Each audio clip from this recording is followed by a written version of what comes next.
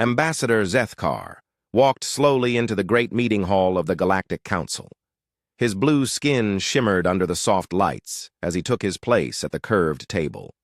Around him sat representatives from 47 different worlds, all peaceful species that had lived together in harmony for over 3,000 years.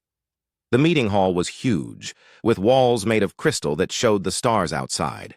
Each seat was designed for different body types, some for creatures with tentacles, others for beings made of pure energy, and some for plant-like aliens who needed special soil to sit in. "Welcome, friends," Zethkar said in his calm voice. "Today we discuss the expansion into the Outer Rim territories. Our scouts have found 12 new garden worlds perfect for colonization." Council member Thaisara raised one of her 4 arms. She looked like a tall insect with silver wings that caught the light. "The new worlds are beautiful," she said. "Stable, weather, gentle gravity, and peaceful animals, just like our homeworlds." The other council members nodded in agreement. They all came from what they called garden worlds, planets where the weather never changed much, where the ground stayed still, and where the biggest danger might be a small animal that ate plants. For 3,000 years, these species had mapped 847 inhabited worlds. Every single one was safe and comfortable. They had never found intelligent life on what they called death worlds, planets with bad weather, dangerous animals, or unstable ground. "The mining rights for system K447 go to the Verdani Collective," announced Archivist Kuleth, a being that looked like a walking tree. His voice sounded like wind through leaves. "The planets there have rich soil and gentle rivers." Everything was going as usual until a loud beeping sound filled the hall. A hologram appeared in the center of the room, showing Commander Vexiron from Deep Space Monitoring Station Outpost Kepler 7. His face was pale, and his 6 eyes looked worried. "Council members," Vexiron said, his voice shaking. "We have a problem. We are detecting massive energy readings from an unexplored system." Zethkar leaned forward. "What kind of energy readings?" "The signals suggest a huge industrial civilization," Vexiron replied. "But according to our star maps, that system only contains death worlds. The third planet has crushing gravity, violent weather, and unstable ground. Nothing could live there." The council members looked at each other with confusion. Thaisara's wings fluttered nervously. "That is impossible," she said. "No intelligent species can evolve on a death world." Kuleth's branch-like fingers moved over his datapad. "Commander, are you certain your equipment is working correctly?" "Yifu." "Have checked everything 3 times," Vexiron answered. "The energy signatures are real. They show advanced technology, more advanced than anything we have seen before." An uncomfortable silence filled the hall. The council members had heard old stories about warriors from burning worlds and children of chaos, but these were just tales told to scare young ones. Real civilizations needed stable, peaceful worlds to develop. "Show us the data," Zethkar commanded. The hologram changed to show charts and numbers. The energy readings were incredible. They suggested a civilization that could power entire star systems. But the location made no sense. "The system is designated as Sol 3, Vexiron continued. "Our ancient surveys marked it as completely hostile to life. The gravity alone would crush most of our species." Thaisara stood up, her wings spreading wide. "This must be some kind of natural phenomenon. Maybe solar flares or magnetic storms?" "That is what we thought at first," Vexiron said. "But the patterns are too organized. They look like cities, factories, spaceships." Kuleth searched through his archives, his wooden fingers moving quickly. "I am finding similar energy readings in our historical data," he said slowly, "going back hundreds of years. We always dismissed them as equipment errors. The implications made everyone uncomfortable. If intelligent life could develop on death, worlds, everything they knew about evolution was wrong. It would mean there could be species out there that were adapted to conditions that would kill them instantly." "What are the exact conditions on this planet?" asked Council Member Drixal, a slug-like being from the water worlds. Vexiron read from his data. "Gravity 3 times what most of us can survive. Atmospheric pressure that would crush our bodies.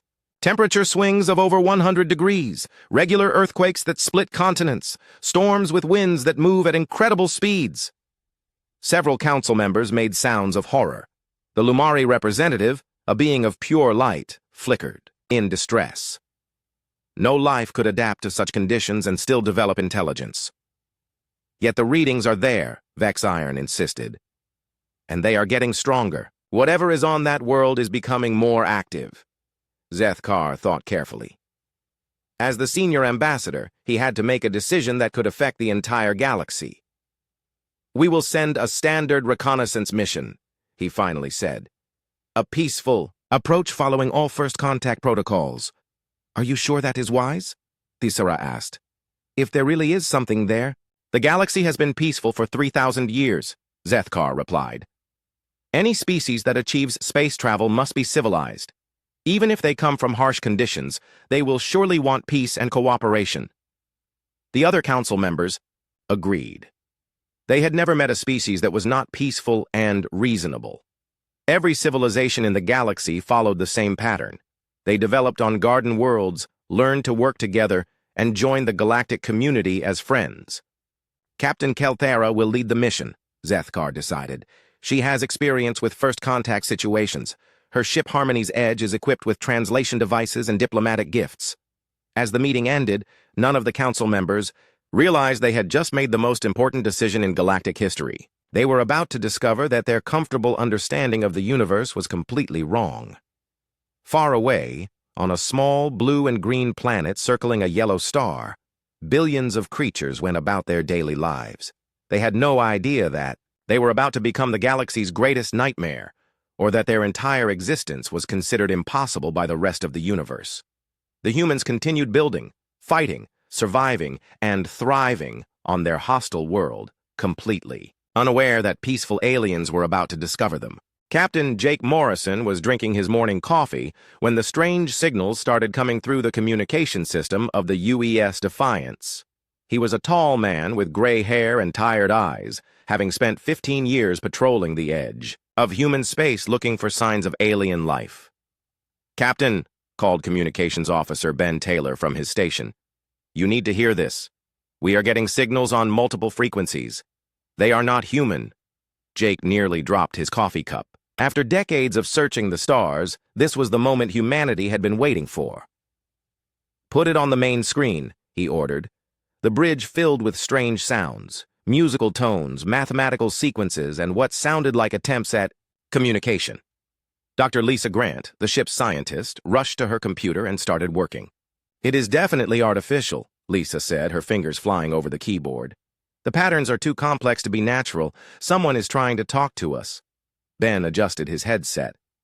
"The signals are coming from a ship about 2 million kilometers away. It just appeared on our sensors."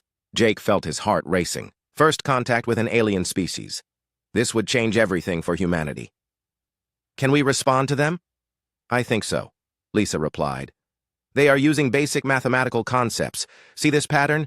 It is showing prime numbers, then moving to simple physics equations. They are trying to establish that we are both intelligent." On the alien ship Harmony's Edge, Captain Kelthara was feeling confident about the mission. She was a graceful being with long, flexible limbs and skin that changed colors with her emotions. Right now, her skin showed calm blues and greens. "The creatures are responding to our greeting," reported her communications officer, Tipara. "They are sending back mathematical sequences. They understand our peaceful intentions." Kelthara smiled, showing rows of small pearl-like teeth. "Excellent. Begin the standard first contact protocol. Send them information about our government structure and request the same from them." Her crew was excited. They had representatives from 4 different species: the insectoid Klaxi, the plant-like Verdani, the energy-based Lumari, and her own people, the Nexari. Each had brought gifts to share with the new species. "Prepare the cultural exchange package," Kelthara ordered. "Star charts, mathematical proofs, and samples of our art. Show them we come in peace." Back on the Defiance, Jake was following human military protocols. When dealing with an unknown contact, the first rule was to be ready for anything. "Raise shields to 20%, he commanded. "Charge the railguns, but keep them powered down. Standard defensive posture." Ben looked worried. "Captain, Should we be showing weapons to peaceful aliens? We do not know they are peaceful yet, Jake replied. Standard procedure is to be polite but prepared. Dr. Lisa continued working on the alien message. They are asking about our government and our intentions. I think they want to know if we are friendly. Tell them we come in peace, Jake said, but also scan their ship. I want to know what we are dealing with. The Defiance's powerful sensors reached out toward the alien vessel. To human eyes, it was just a standard tactical scan, the kind of thing they did automatically when meeting any new ship. On the Harmony's edge, alarms started screaming. "Captain!" shouted sensor operator Drixel, his slug-like body trembling with fear. "They are scanning us with incredibly powerful sensors. These readings, they should not be possible." Kelthara's skin flashed bright red with alarm. "What kind of readings?" "Their ship is generating enough power to supply our entire homeworld," Drixel reported. "And their scanning beam, it is more powerful than our main defensive weapons." The alien crew was terrified. In their peaceful galaxy, ships were designed for exploration and transport. Weapons were small and only used for clearing space debris. What they were seeing from the human ship suggested technology beyond their worst nightmares. "They are targeting our critical systems," reported Engineer Velthar, a Verdani whose leaves were shaking with fear. "One shot from their weapons could destroy our entire ship." Kelthara could not understand what was happening. The mathematical messages had seemed so peaceful. "Are you certain about these readings?" "Positive, Captain. Their fusion reactor alone is putting out more energy than most of our space stations. And look at this. Their hull is made of some kind of super-dense metal. It is like their entire ship is designed for war." On the Defiance, Dr. Lisa was getting excited about the scan results. "Jake, this is incredible. Their ship is beautiful, clearly designed for peaceful exploration. Look at these structures: art galleries, gardens, meditation chambers. These aliens really do come in peace." Jake nodded, but he was reading different data. "Lisa, their ship has almost no armor. Their weapons are tiny. If they are hostile, they are not very good at it." "That is because they are not hostile," Lisa laughed. "This is wonderful. Our first contact with aliens, and they are peaceful explorers, just like us." But the alien crew was seeing something completely different. To them, the human ship looked like a flying fortress. Its heavy armor, massive weapons, and incredible power output suggested a species that lived for war. "Captain," Thipara said in a terrified voice, "they are broadcasting again." Dr. Lisa's voice came through the alien speakers, translated by their computers. "Greetings, peaceful explorers. This is Dr. Lisa Grant of the human vessel Defiance. We are excited to meet you and learn about your species." The word Defiance made the aliens even more scared. In their language, it translated to something like refusal to submit or eternal war. What kind of peaceful species named their ships after concepts of warfare? "Send our surrender protocols," Kelthara ordered quickly. "Full diplomatic immunity. Request. Tell them we mean no harm." Ben received the alien transmission and looked confused. "Captain, I think they are surrendering to us." "Surrendering?" Jake was baffled. "Why would they surrender? We have not threatened them." Dr. Lisa studied the message. "They are broadcasting on emergency frequencies. They seem scared of us." Jake tried to think of what could have gone wrong. "Did we do something threatening?" "Not that I know of," Lisa replied. "We followed standard first contact protocols." On the alien ship, things were getting worse. Engineer Velthar was reading more data about the human vessel. "Captain, their ship's construction. It is designed to survive in conditions that would destroy us instantly. Look at these stress ratings. They built this ship to withstand forces that would crush our hull like paper." Drixel was studying the human power systems. "These readings suggest they use controlled nuclear explosions for basic propulsion. What kind of species thinks nuclear fire is safe to use inside their ships?" Kelthara realized they were dealing with something beyond their understanding. "Send a final message. Tell them we are leaving and we mean no harm. Then get us out of here at maximum speed." The human crew watched in confusion as the alien ship suddenly accelerated away at incredible speed. "They are running away," Ben reported. "Should we follow them?" Jake shook his head. "No. Let them go. Something scared them, and I do not want to make it worse. Dr. Lisa looked sad. Our first contact with aliens, and we somehow frightened them away. What did we do wrong? None of the humans realized what had happened. Their normal, everyday technology, designed to work in the harsh conditions of space and on dangerous planets, looked like weapons of mass destruction to species that had evolved on peaceful garden worlds.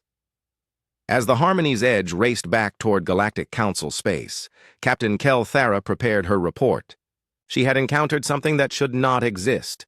Creatures who carried the power of stars in their smallest ships and treated nuclear fire as casually as her people treated sunlight. The galaxy was about to learn that the universe contained horrors beyond their imagination. The peaceful age was ending, and something from the burning worlds was coming. Ambassador Zethkar called an emergency meeting of the Galactic Council's Science Directorate. The Great Hall was filled with the galaxy's best scientists, all looking worried and confused. The data from First Contact had shaken everything they thought they knew about life in the universe. "Show them the readings," Zethkar said to Chief Science Advisor Mordoon. Mordoon was a large bear-like creature with fur that changed colors when he was stressed. Right now, his fur was flashing, between red and orange.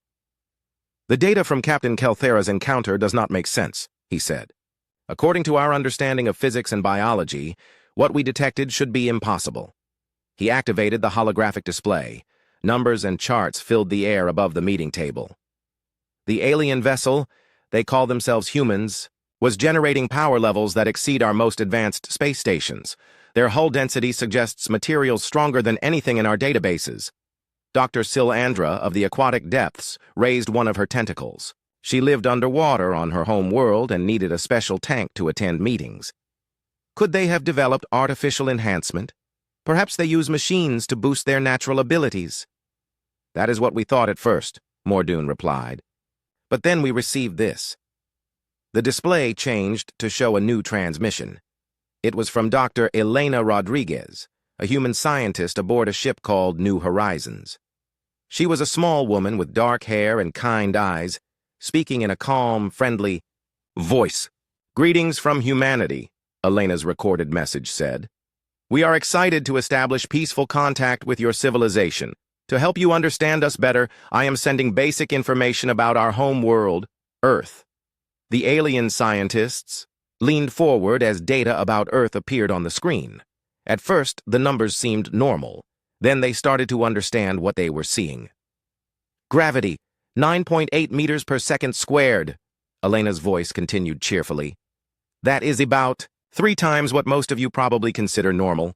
Shocked gasps filled the meeting hall. 3 times normal gravity would crush most galactic species within minutes.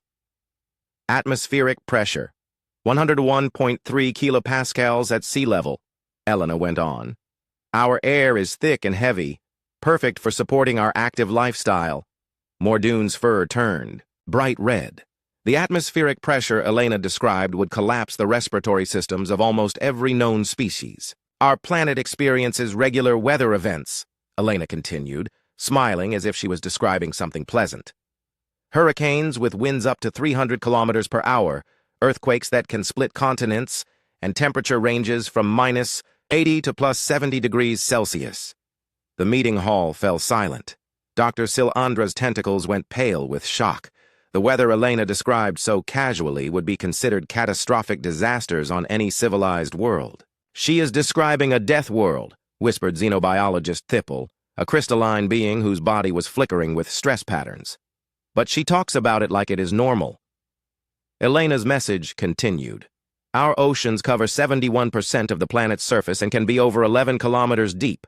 The pressure at the bottom would crush most materials, but life thrives even there." Mordoon stopped the recording.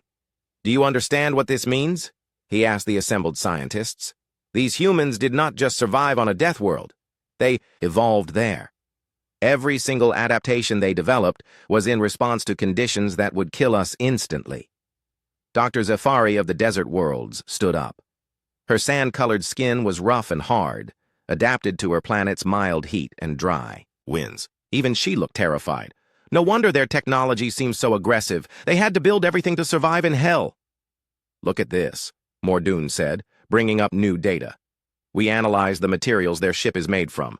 The metal has to be incredibly strong just to hold together under their planet's gravity. What we thought were weapons are probably just their normal construction tools. The implications were staggering. Humanity's basic survival technology was more advanced than the galaxy's most sophisticated weapons. Their everyday tools could destroy civilized worlds by accident.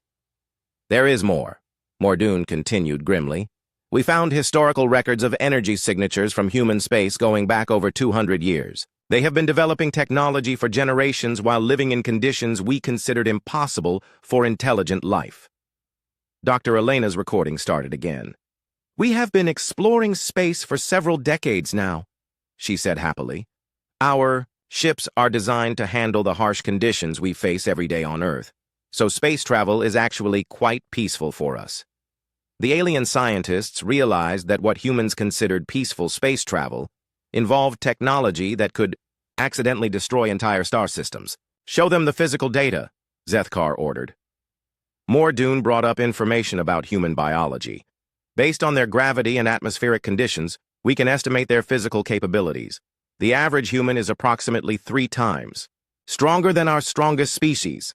Their bones are denser, their muscles more powerful, and their reaction times faster. They are living weapons, Typel said in horror. Every single one of them. It gets worse, Mordoon continued. Their psychology reports indicate they have something called adrenaline response. When threatened, their bodies automatically become even stronger and faster. They literally become more dangerous when scared or angry. Dr. Silandra's tentacles were trembling. How is this possible? How did they develop intelligence while adapting to such extreme conditions? We think their hostile environment forced rapid evolution, Mordoon explained. They had to become smart to survive, but they also had to become incredibly tough. Most species develop one or the other, intelligence or physical power. Humans somehow developed both. The recording of, Dr. Elena continued, we hope to learn about your peaceful civilizations, she said with a warm smile. Earth has had its share of conflicts throughout history, but we have learned that cooperation and understanding are the keys to survival. The words conflicts throughout history made every alien in the room shudder. A species that survived on a death world and still had enough energy left over for warfare was beyond their comprehension. They fight each other, Zefari whispered, for entertainment. Not for entertainment, Mordoon corrected grimly. For practice. Their entire species has been preparing for threats we cannot imagine. Zethkar stood up, his blue skin pale with stress. We need to contact the full Galactic Council immediately. Every species needs to know what we are dealing with. What do we tell them? Typel asked. That we have found a species that evolved from nightmares? We tell them the truth, Zethkar replied. Humanity is not just another alien species. They are what happens when life refuses to give up, even in conditions that should make existence impossible. Dr. Elena's message ended with a cheerful goodbye. We look forward to meeting you in person and sharing our cultures, peace and friendship from all of humanity. The irony was terrifying. The most dangerous species in the galaxy was also trying to be the most friendly. As the meeting ended, every scientist knew they were facing a crisis beyond anything in galactic history. Humanity was coming to the stars, and they brought with them the power of a world that never stopped trying to kill them. The galaxy's peaceful age was over. The children of the death world were awake, and they were looking for friends. The news about humanity spread through the galactic communication networks faster than anyone expected. Within days, every civilized world in the galaxy knew about the death world species that had somehow achieved space travel. On the peaceful world of Harmony Prime, citizens gathered around public news displays with expressions of terror. Council member Vel Thess of the Harmony Collective addressed her people through the planetary broadcast system. Citizens, we must remain calm, she said, though her own voice was shaking. The Galactic Council is developing response protocols for this unprecedented situation. In the crowds below, families held their young ones close. For the first time in 3,000 years, galactic civilization was experiencing something they had forgotten how to handle: fear. Meanwhile, Commander Ryan Clark was leading a human exploration fleet deeper into what they thought was empty: space. He was a calm man with steady hands and years of experience mapping unknown star systems. His fleet consisted of 5 ships, 3 science vessels, 1 supply ship, and 1 military escort. "Begin standard system scan," Ryan ordered from the bridge of his flagship, the UES Explorer. "Look for habitable planets, resource deposits, and any signs of intelligent life." Lieutenant Sophie Adams was aboard the military escort ship UES Guardian. She was a Marine, young, strong, and trained for any situation that might arise during exploration missions. Today she was conducting her regular training exercises in the ship's gym. What Sophie did not know was that her routine workout was being watched. The Drakthari monitoring station had detected the human fleet 3 days ago. The Drakthari were the galaxy's strongest warriors, feared across dozens of star systems for their combat skills. Their leader, War Chief Krasnok, was studying the human ships with growing concern. "They move like a military formation," Krasnok observed, his armored hide scarred from countless battles. "But their energy signatures are impossible." "Should we challenge them?" asked his second-in-command, Captain Veldrex. "No," Krasnok replied, after a long pause. "If the reports are true, we would not survive the encounter." The human ships continued their peaceful exploration, completely unaware that the galaxy's most feared warriors were hiding from them. On the UES Guardian, Sophie was finishing her daily exercise routine.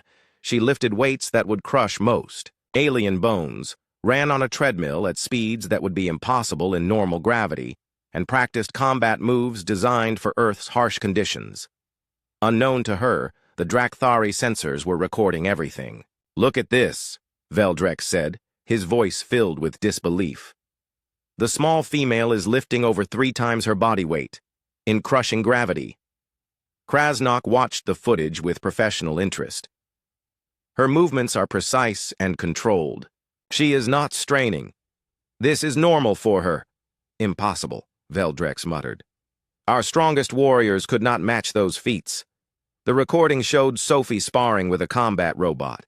She moved faster than Drakthari eyes could follow, hitting the machine with enough force to dent its armored surface. When the robot struck back, she absorbed impacts that would shatter alien bones and kept fighting. "She is treating this as exercise," Krasnok realized with growing horror. "This is not her maximum capability." Across the galaxy, the Merchant Guild's trade networks were collapsing. Species that had traded peacefully for millennia now refused to travel routes that might intersect with human space. Trader Captain Zixfall of the Tentacle Worlds was typical of the merchant-class response. "I will not risk my crew and cargo," he declared to his guild representative. "The humans might mistake our cargo haulers for military vessels." "But the trade routes through Sector 7 are vital to 17 different economies," his representative pleaded. "Then find new routes," Zixfall replied firmly. "I have seen the energy readings from their ships. One misunderstanding could vaporize my entire fleet." The economic effects spread quickly.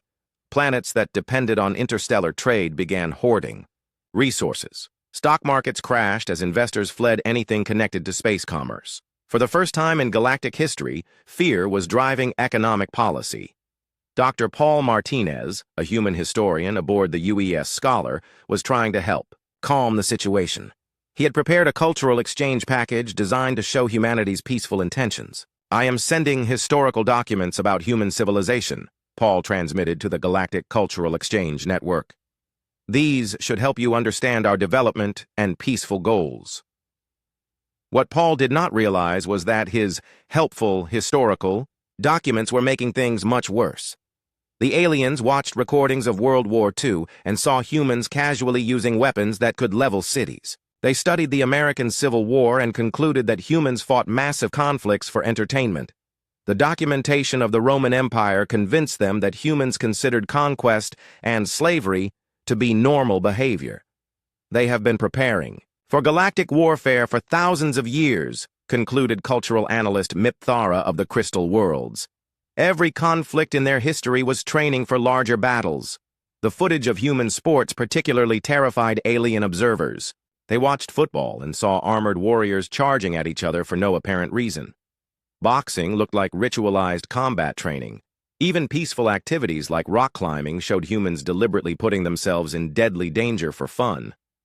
They seek out dangerous situations voluntarily, reported behavioral specialist Quindar. Pain and risk make them happy. Emergency sessions of the Galactic Council ran continuously. Representatives who had never known conflict were trying to, develop military strategies against an enemy they could not understand. Our defensive fleets are useless, admitted Admiral Tixander of the Peaceful Navy. Human technology makes our most advanced warships look like children's toys. What about evacuation procedures? Asked Emergency Coordinator Silvana. To where? Tixander replied helplessly.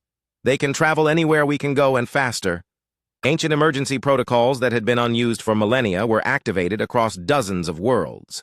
Planetary shields that had been built for asteroid protection were upgraded hastily. Species that had forgotten how to fight began desperately, trying to remember. The psychological impact was devastating. Entire civilizations that had built their identities around peace and cooperation suddenly faced the possibility of extinction. Mental health services were overwhelmed as billions of beings experienced anxiety and fear for the first time in their lives. On the research world of Science Prime, the galaxy's brightest minds worked frantically to find solutions. Perhaps we could negotiate, suggested diplomatic theorist Wexalinda. Offer them resources in exchange for non-aggression. What could we possibly offer them? Replied military analyst Greg Thor. They come from a world with more resources than most star systems, and their technology is already superior to ours. Maybe they have weaknesses, Wexalinda said hopefully. Greg Thor displayed the human biological data. Their weaknesses are still stronger than our greatest strengths. Meanwhile, Commander Ryan Clark was completing his survey of what he thought was an empty star system. His reports back to Earth were routine and boring. Just another quiet region of space with a few interesting mineral deposits. He had no idea that his peaceful exploration mission had caused 3 different species to evacuate their border worlds, crashed the galactic economy, and made him the most feared military commander in known space. The galaxy held its breath and waited for humanity's next move, while the humans continued their calm, methodical exploration of the stars, completely unaware that they had become the universe's greatest nightmare. Captain Kate Harrison was enjoying her morning coffee when the strangest message in human history arrived at her ship, the UES Unity. She was a diplomatic officer, trained to handle first contact situations with alien species, but nothing had prepared her for this. Captain, called communications officer Danny Torres, his voice filled with confusion. We are receiving a transmission from something called the Galactic Confederation. They are surrendering to us. Kate nearly choked on her coffee. They are what? Surrendering, Danny repeated. The message says they offer complete submission to human authority and request mercy for their civilian populations. Kate stared at the message on her screen. We have not even properly met them yet. Why would they surrender? Ambassador Frank Coleman was called to the bridge immediately. He was an older man with gray hair and decades of diplomatic experience, but even he had never seen anything like this. This makes no sense, Frank said, reading the alien message. They are offering us control of 47 different star systems. They want to give us their entire civilization without a fight. Dr. Nina Foster, the ship's psychologist, was brought in to help understand the situation. She was an expert in communication and had studied every piece of alien contact data humanity had collected. I think there has been a massive misunderstanding, Nina said after reviewing the files. Look at their previous messages. They seem terrified of us. Terrified? Kate asked. We have been nothing but peaceful. From our perspective, yes, Nina replied. But think about how we must look to them. They probably evolved on much easier worlds than Earth. The breakthrough came when the aliens sent a detailed explanation of their fears. Ambassador Velthar of the Galactic Council appeared on the Unity's main screen, his plant-like form trembling with nervous energy. Please, mighty humans, Velthar said, his voice shaking. We mean no harm to your empire. We only ask that you spare our civilian populations when you begin your conquest. Frank stepped forward. We are not planning any conquest. We come in peace. But your weapons, Velthar replied. Your ships carry the power of stars. Your smallest vessels could destroy our largest cities. Dr. Nina realized what had happened. They think our normal technology is weapons. Show them our engineering data. Engineer Carlos Ruiz was brought to the bridge. He was a practical man who designed and maintained human spacecraft. To him, human technology was just tools for getting jobs done. This is our main fusion reactor, Carlos explained, showing technical diagrams. We use it to power life support and propulsion systems. Velthar looked shocked. You use controlled nuclear fusion for basic power? That technology could destroy planets. Only if you wanted it to, Carlos said with a laugh. But why would anyone want to destroy planets? We use fusion to build things, not break them. Carlos showed more examples. This is our mining laser. We use it to extract resources from asteroids. This is our construction beam. It helps us build space stations. This is our planetary shield generator. It protects colonies from meteor impacts. With each example, Velthar looked more confused. These are not weapons? No, Carlos replied. They are tools. We need powerful tools because we come from a world that requires them. Dr. Nina took over the explanation. Our planet, Earth, is much more dangerous than your worlds. We had to develop strong technology just to survive. What looks like weapons, to you, are actually our normal survival equipment. Velthar was silent for a long moment. You mean, you are not warriors planning to conquer the galaxy? No, Frank said gently. We are explorers looking for friends. The real breakthrough came when Admiral Ryan Cooper arrived with news of an emergency. His fleet had detected a rogue black hole moving toward a populated star system in alien space. Captain Harrison, Ryan said over the communication link, we have a problem. There is a black hole on a collision course with the Thylar system. It will destroy 5 planets with billions of alien civilians. Kate looked at the alien ambassador. Velthar, we want to help. Can we assist with evacuation? Evacuation? Velthar looked confused. The Galactic Council estimates it would take 50 years to evacuate even one planet. We have already accepted the loss. 50 years? Carlos laughed. We can move entire populations in weeks, and we might be able to stop the black hole entirely. The aliens watched in amazement as human engineering fleets arrived at the disaster site. Ships that they had thought were weapons of mass destruction turned out to be the most advanced rescue and construction equipment in the galaxy. Commander Lisa Park led the engineering effort. She was calm and efficient, treating the impossible task like a routine job. Deploy gravitational anchors around the black hole's event horizon, she ordered. Begin exotic matter injection to destabilize its orbit. The alien observers could not believe what they were seeing. Humans were casually manipulating forces that their science said were impossible to control. How are they doing this? Velthar asked in wonder. We had to learn to work with extreme forces on Earth, Lisa explained over the communication link. Gravity control is just an extension of surviving earthquakes and tidal forces. As the human fleet worked, something amazing happened. They began asking for alien help with the parts they could handle. We need local knowledge of the star system, Lisa requested. Can your people help guide our evacuation ships to population centers? For the first time in weeks, the aliens felt useful instead of terrified. They eagerly shared star charts and population data. Captain Jake Morrison, now commanding a rescue fleet, was amazed by alien technology in different ways. Your ships are beautiful, he told Velthar. The way you integrated living spaces with nature. We could learn a lot from your designs.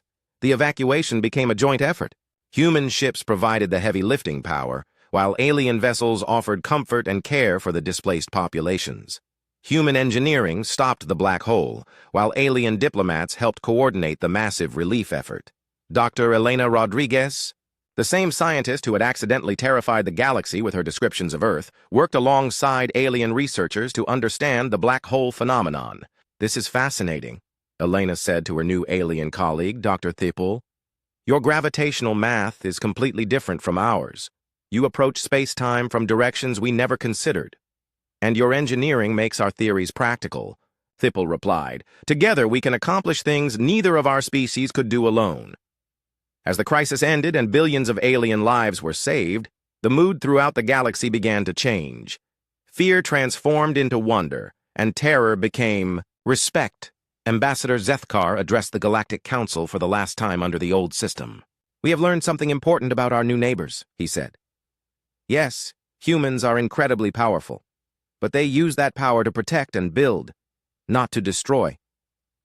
The Terran Accords were signed in a ceremony that brought together representatives from across the galaxy.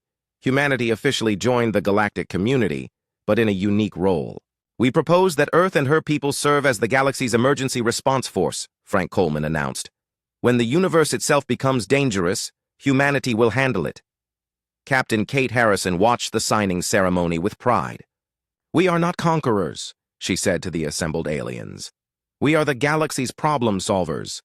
The galaxy had found its guardians. When asteroids threatened planets, humans deflected them. When stars went unstable, human engineers stabilized them. When cosmic phenomena endangered entire systems, humanity rushed to help. In return, the galaxy taught humans about peace, art, philosophy, and the beauty of cooperation. Alien gardens appeared on human space stations. Human children played games, invented on distant worlds. The exchange of knowledge and culture enriched both sides. Years later, young aliens would visit Earth on educational trips, wearing protective suits to survive the deadly conditions. They watched human children playing in Earth's crushing gravity and violent weather, finally understanding that what made humans terrifying also made them precious. Humanity had become exactly what the universe needed, life's answer to a cosmos that seemed determined to destroy it. The galaxy's nightmare had transformed into its greatest hope, and the stars themselves seemed a little safer knowing that somewhere among them, the children of the death world stood ready to help.